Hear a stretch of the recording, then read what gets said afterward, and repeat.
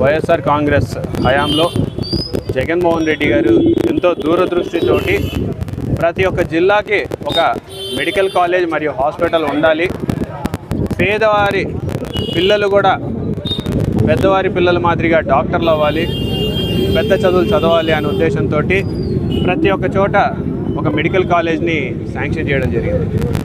అందులో భాగంగా మా నంద్యాల నియోజకవర్గానికి, నంద్యాల జిల్లాకు కూడా నంద్యాల పట్టణంలో ఒక మెడికల్ కాలేజ్ని శాంక్షన్ చేయడం, అది దాదాపు ఈ సంవత్సరంతో పోలిస్తే 3వ సంవత్సరము అడ్మిషన్స్ కూడా ఈరోజు ఇవ్వడం జరిగినాయి. మరి దాదాపు 450 మంది డాక్టర్లని తయారు చేయడానికి ఈరోజు నంద్యాల మెడికల్ కాలేజు ఇక్కడ ఉందనే వాస్తవాన్ని నంద్యాల ప్రజలందరూ కూడా చూస్తున్నారు.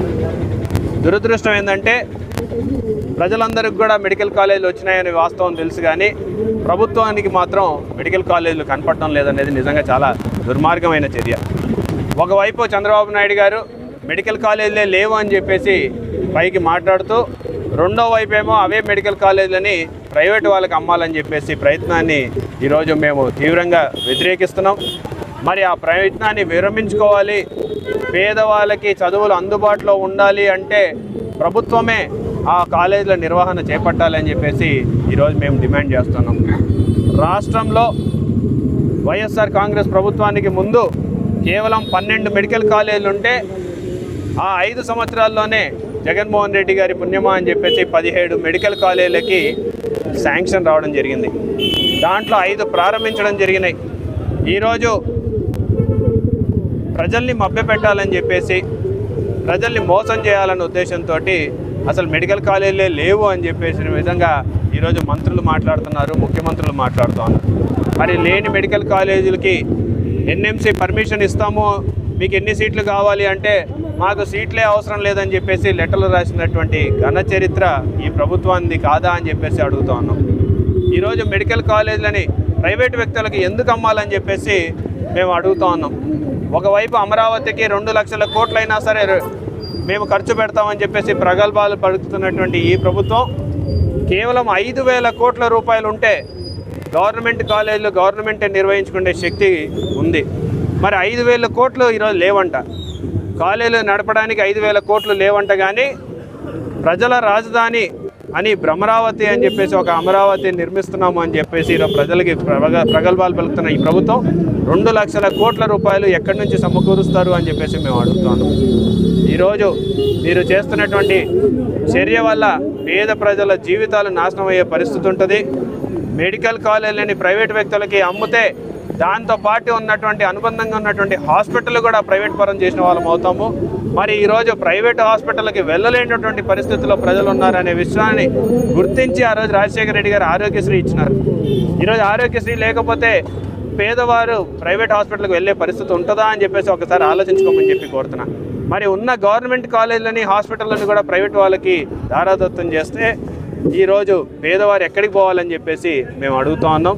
మరి ఈ ప్రయత్నాన్ని విరమించుకోవాలి, గతంలో వాళ్ళు చెప్పినటువంటి వాగ్దానాలన్నీ నెరవేర్చి పేదవాళ్ళకి న్యాయం చేయాలని చెప్పేసి మేము డిమాండ్ చేస్తాం. అందరికీ నమస్కారం. విద్య, వైద్యం ప్రజలకు అత్యంత ఆవశ్యకము. ఇందులోనే ఆంధ్ర రాష్ట్ర భవిష్యత్తు, ఉజ్వల భవిష్యత్తు ఉందని త్రికరణ శుద్ధిగా నమ్మిన మా మాజీ ముఖ్యమంత్రి జగన్మోహన్ రెడ్డి గారు అందుకు ఆయన పీరియడ్లో ఎన్నో రకాలుగా వాటిని అభివృద్ధి చేసే దిశగా అడుగులు వేయడం జరిగింది.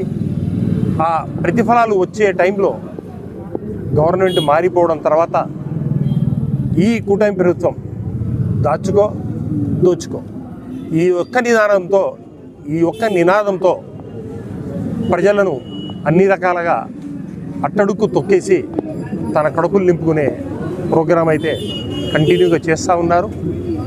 అందులో భాగంగా ఆంధ్ర రాష్ట్ర చరిత్రలో ఎప్పుడూ లేని విధంగా మా జగన్మోహన్ రెడ్డి గారు 17 మెడికల్ కాలేజీలకు పర్మిషన్ తీసుకొని వచ్చి దానికి 3,000 కోట్ల రూపాయలు ఖర్చు పెట్టి దానిలో తీసుకొని పోయి అందులో 5 మెడికల్ కాలేజీలు ఆచరణలోకి వచ్చి ఎడ్యుకేషన్ కూడా స్టార్ట్ చేసిన తర్వాత ఈ కూటమి ప్రభుత్వము అన్నిటినీ ప్రైవేట్ పరం చేయాలా, పీపీపీ మోడ్లోకి తీసుకొని పోవాలనే ఒక దురుద్దేశంతో ఒక నికృష్టపు చర్యకు రెడీ అయ్యి వాళ్ళు దీనిలోకి అడుగులు వేయడం అనేది చాలా హేయమైన చర్య.